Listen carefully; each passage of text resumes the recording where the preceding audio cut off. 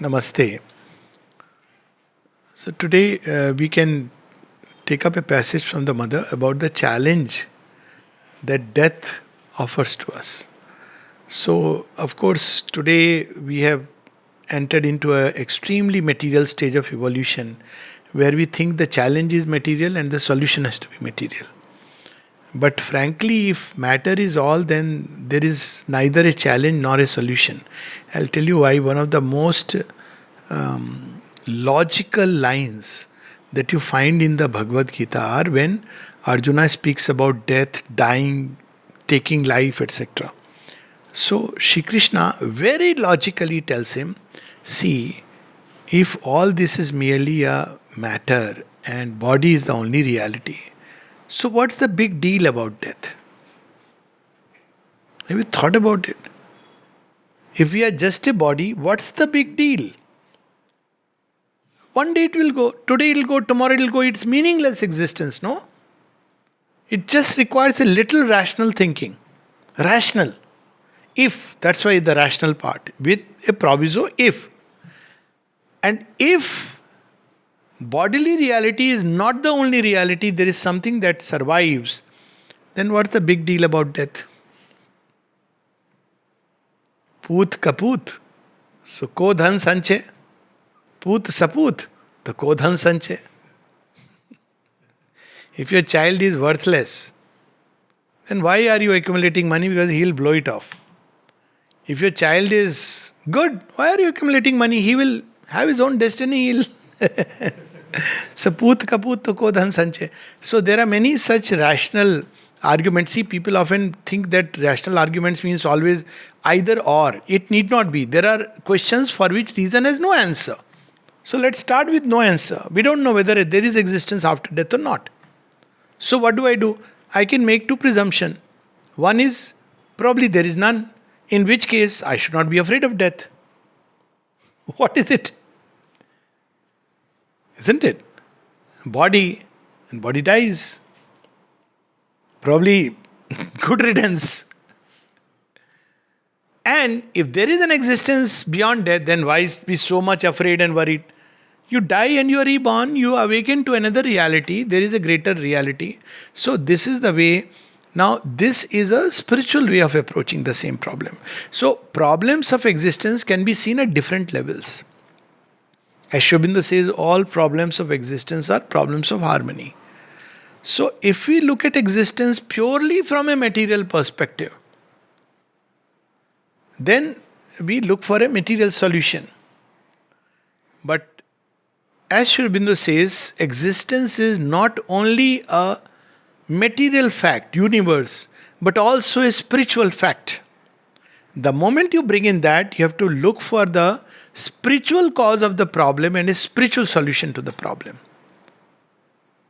So, what many people do, this is a very unconscious dualistic thinking which has got somewhere ingrained into the human psyche at some point of time. In the Western context, it started with René Descartes, and those famous aphorisms: give unto Caesar what is due to Caesar, and give to the devil what is due to the devil. Two worlds. One is the pure material world, which has to be understood materially, and the other is a spiritual world for which you do puja part, and from there comes the word secular. God is your private business. Don't bring me into any other area. So poor God, slowly we kept him moving away from life. Ultimately, suddenly we say, there is a problem, God, in this world. We want you. He says, but you have moved me far away from life. Didn't you declare this world is an illusion? Maya? So after saying this world is an illusion, you want me to step in to correct what? An illusion. You are an illusion, the virus is an illusion, death is an illusion. What is the big deal? So you see, these things come to challenge our paradigms in which we live. If really, and there are so many illusionists they don't use the word illusionist, but nevertheless they speak about this existence as vain, nothing, all this. But everybody right now is, all with the mask and inside the shell. Why? Because you have shut God far away from creation. He has nothing to do with it. And then suddenly you want to invite him into the creation. There will be an upsetting There has to be preparedness. You can't suddenly receive that tremendous influx unless over a period of time you have practiced and tried the entry of God into your life, given points of support. That is how Sri Aurobindo says that there have to be points of supports for the action of the divine force. So you call the divine that, you enter into my house and there is no place, he can't even use put his foot, like that story of Vaman Avatar. Mahabali says, come, I'll give you a place. Where will you give me place? You ask wherever. So now, King Bali cannot offer any, all this universe is so small for him. So we have to train our consciousness, discipline it through a systematic yoga to open to the divine force. Then a time comes, and illnesses are beautiful opportunity for that, if you ask me. Every little illness, try this. Open to the divine force, not only during illness, but otherwise also. Then a time comes when there is such a good talmil, harmony between the body and the spiritual consciousness, the higher consciousness, that it works very beautifully. And the divine consciousness which can pour, pressing upon the higher into the human system. But if you have never done it, then suddenly one day, still it may happen. Sometimes, earth prayer, it is an intervention. But it's a whole process. So there is a material way of looking at life and trying material solutions. There is a spiritual way of looking at life and going for spiritual solutions. And spiritual solutions don't act only on the spirit, they act upon matter because it's the original reality. Material solutions will act only on matter, not on your spiritual being. This is the fundamental difference. So there is the story. We all know the story, and I love to say this story again and again. Is one of the avatars of Narsingh Avatar. You will see in Indian thought there are two approaches to conquest of death. One is by eliminating the conditions under which you may die. That lovely WhatsApp message today, no?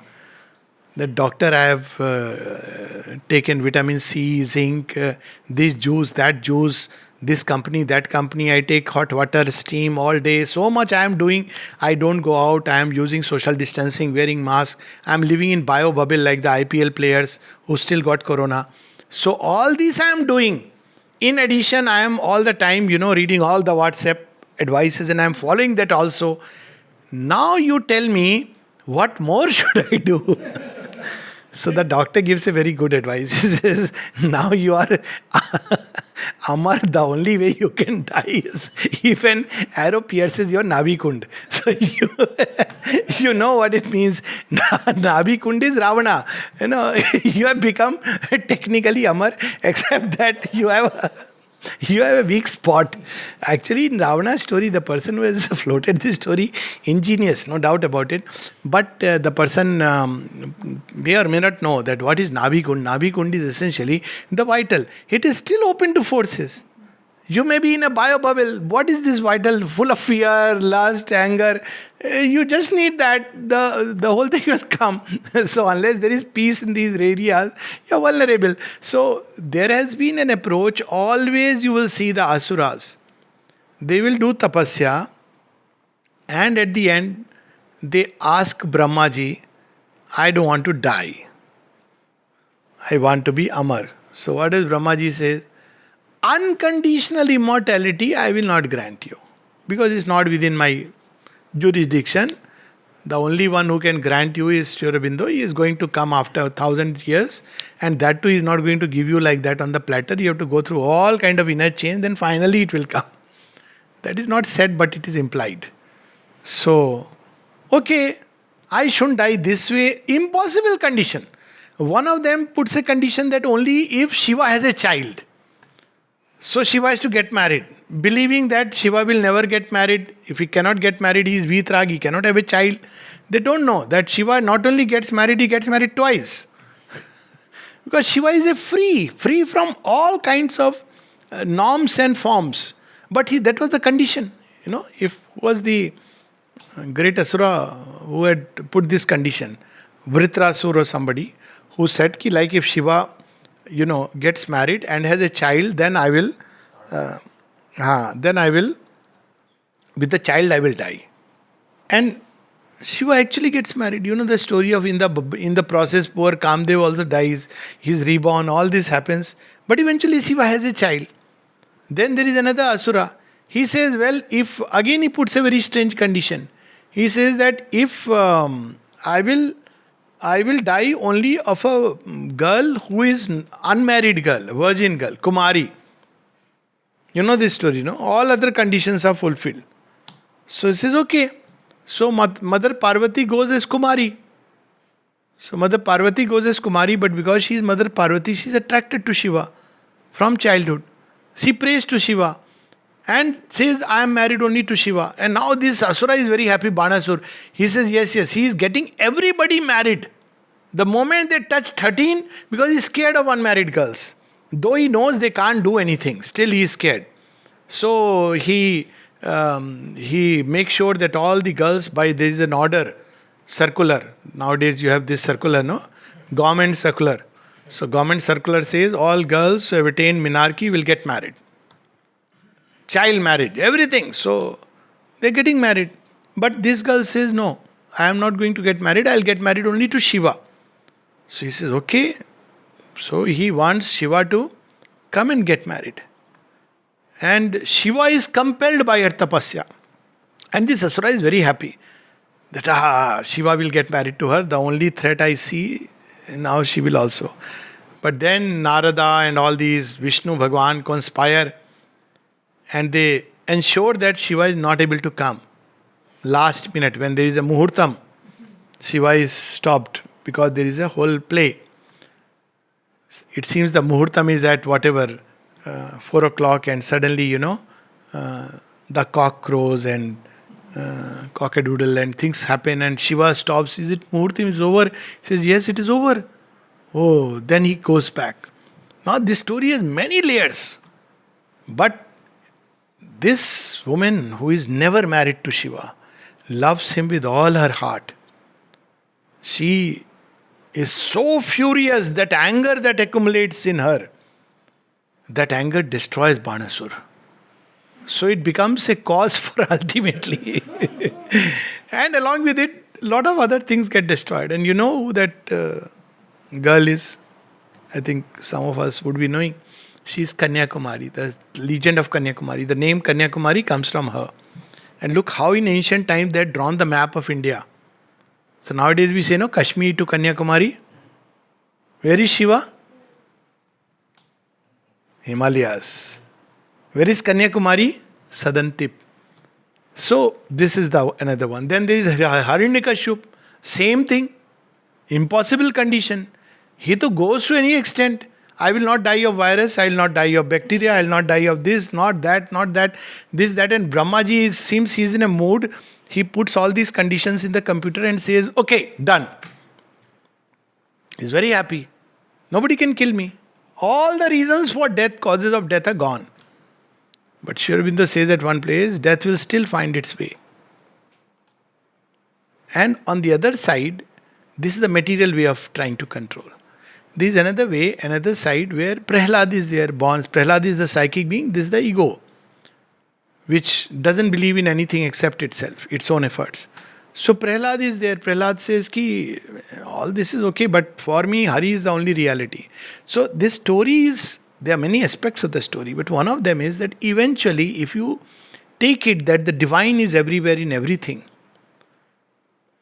and it comes in many stories, legend of Mirabai, even the wish will become for you the Amrit.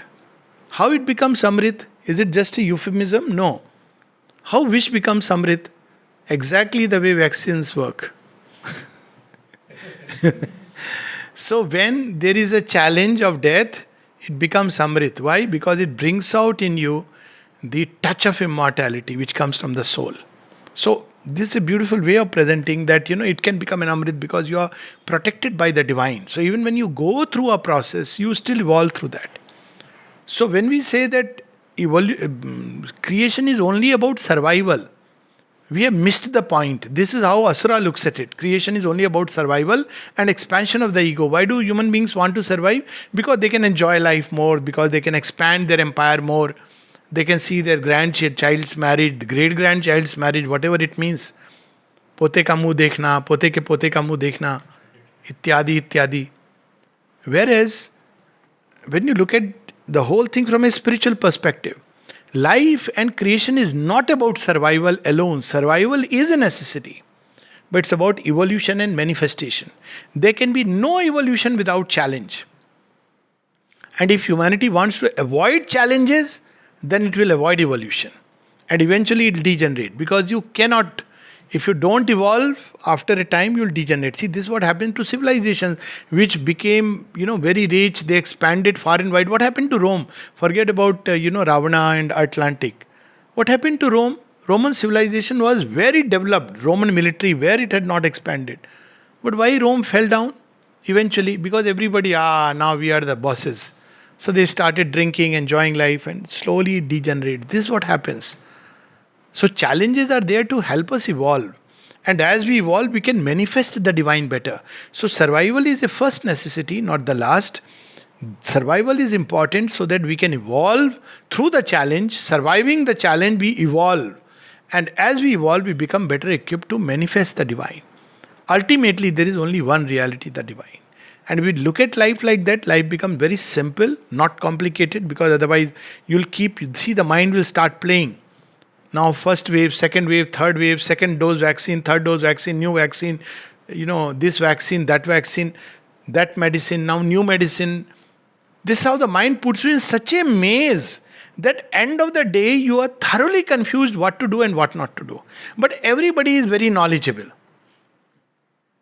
Everybody is saying with authority. Conrad score, if it is, this much, Yamaraj is knocking at your door. This is how our mind works. It shuts out what it doesn't want to. But with spiritual consciousness, it works the other way. It says, this vaccine, it will say 1. It is only one number. Presses that. 1, 1, 1, 1, 1. World is 0, God is 1. Put that 1 before the 0, it becomes 10.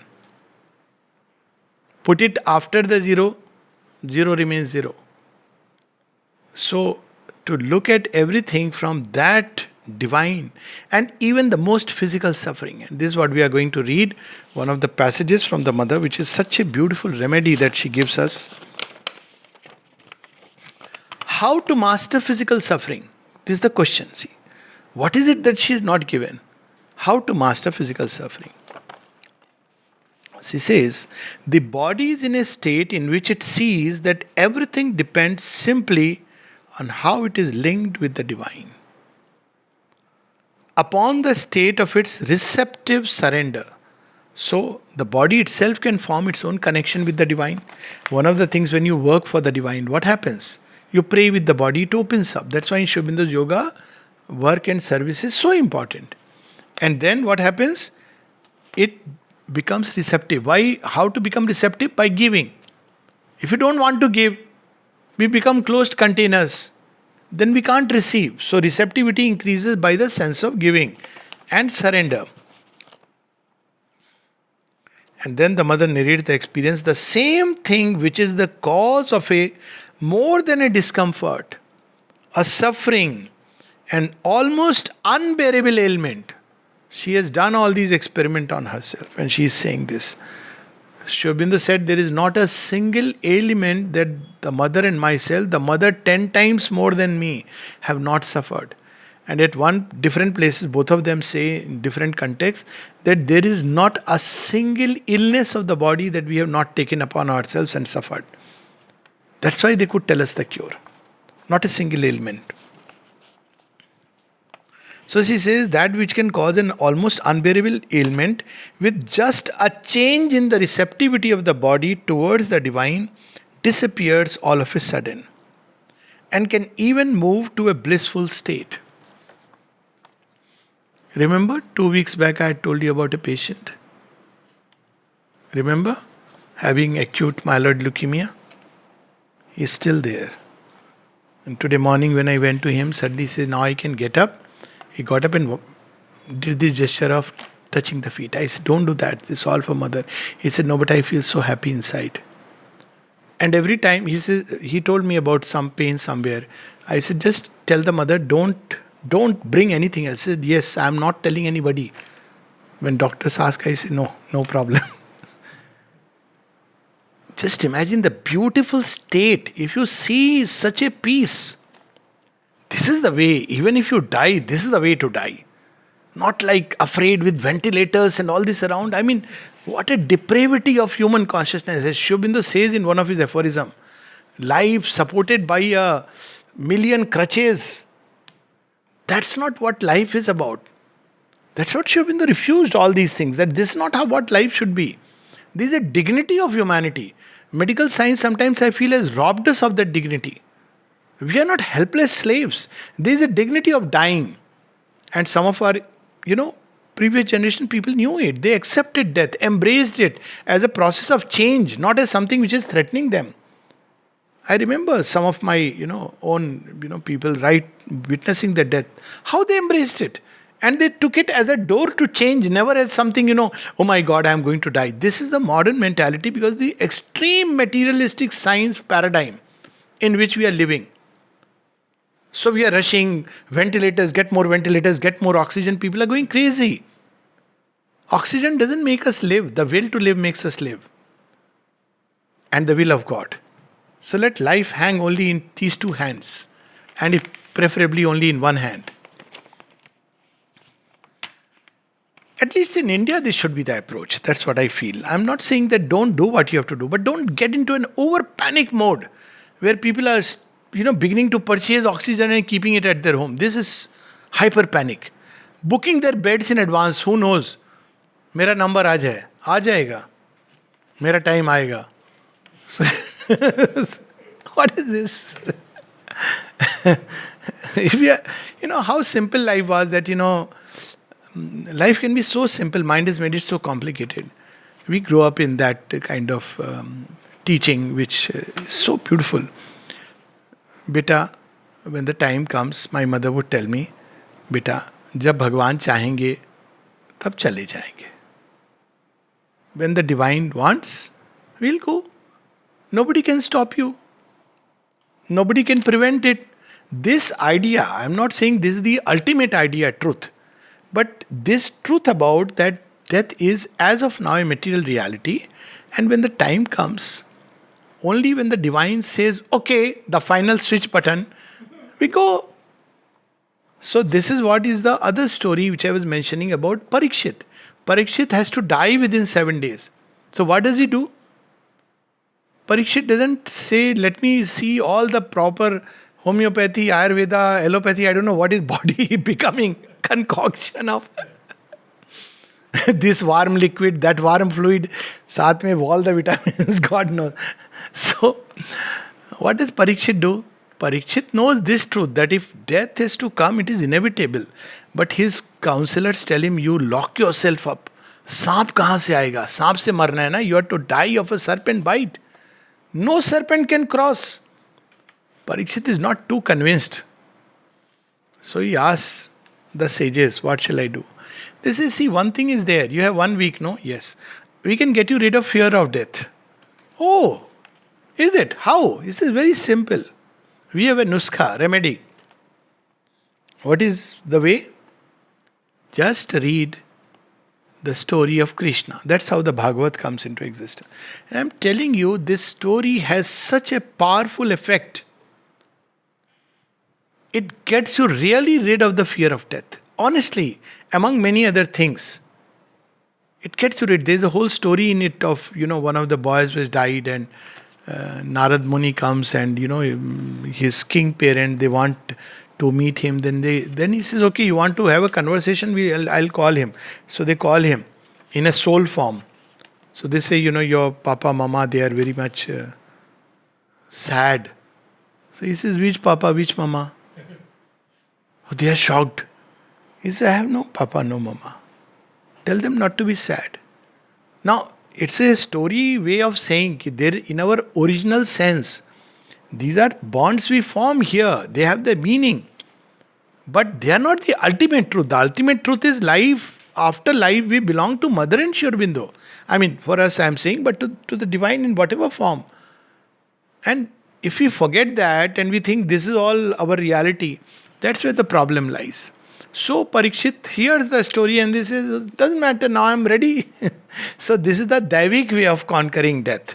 or rather the fear of death. So she says that the same experience, same thing. For me, it is only a question of sincerity become intense in the consciousness that everything is the action of the divine and that his action moves towards the quickest possible realization. So simple. So what happens if somebody dies? Quickest possible realization. This is exactly what I told this man. When he came, I said, you know what? So he was all, kya bolne wale? I said, she's taking you through a leap. So initially he couldn't. I said, you always wanted to completely be with the mother. He had that sincerity inside. हाँ भाई, ऐसे चाहता था, with fear of death on his face. Initially, I said, she is taking you through lives, leaping. You are taking a leap with her. And that got into his head. It's not death, it's a leap into the future. Why? Because during those moments when you are face to face with death, your consciousness is intensely concentrated. That time, if somebody is on the deathbed, you tell him, you know what's the score of IPL? Do you think somebody will be interested? He'll say it's a bad joke. That time he'll tell you that tell me something, which will give me peace. And that's what I tell the relatives. Tell them only to speak about God's name. It's not about life or death. But the consciousness is so intensely concentrated that it can evolve very fast. It's a moment. And I've seen people come out of crisis and they evolve. Suddenly they have doors opening. They start doing things which they had not done. Suddenly they realize that there are, things which are important for my growth. In the given conditions, so everything is taking us through the quickest path for the realization, but in the given conditions. They are far from perfect. There should be no suffering and death, yes. But at this point of time, it is total absence is unavoidable. So why not use it for your growth? I might say the cells of the body must learn to seek their support only in the divine.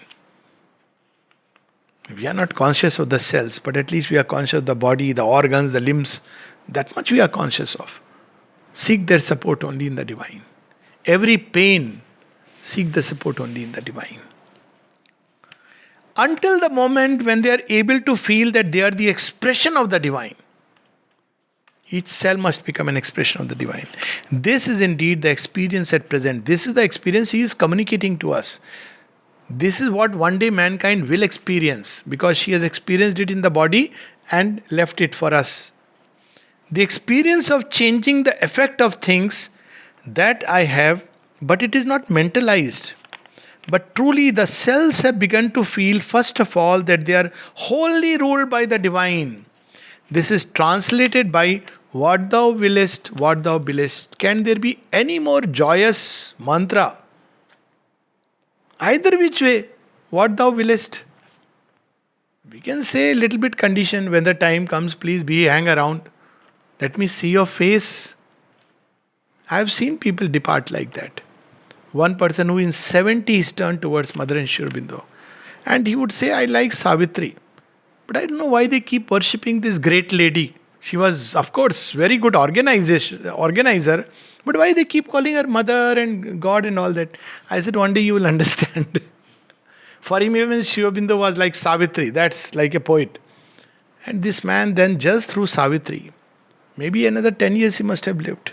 When he was in hospital with all those, they had admitted him and all these tubes and all. He said, why? What is all this? Take it out. Why? They have come to take me and you want to put all this? He actually saw Mother and Sri Aurobindo. Remember another experience of an old sadhika who is no more now?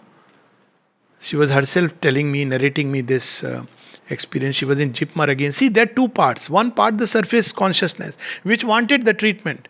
So she goes there and all the tubes and all this is attached to her.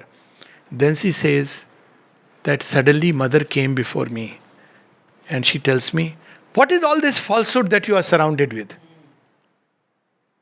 What is all this falsehood that you are surrounded with? And then, yes, she didn't die of that. She eventually died after whatever years, some years, I don't remember how many. So there is a whole different way of looking at life, which we have forgotten. Some people think that, divine knows everything, so if you open to divine, will he tell you whether to take remdesivir or this? For the divine, this both is false. It is, the whole formation is a formation of falsehood. He will use it because he uses everything.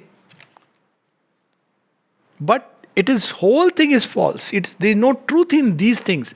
They are instruments. Because human today it is using this. 200 years back it was Mataji ka kadha. 1000 years back it was this yogasana. Before that it was this grandma's medicine. It's okay, it doesn't matter. Leaving aside the merits and demerits of each one. So she says, what thou willest. This state, and then a kind of receptivity which is passive, not immobile. So, it is probably, one might say, a passive receptivity.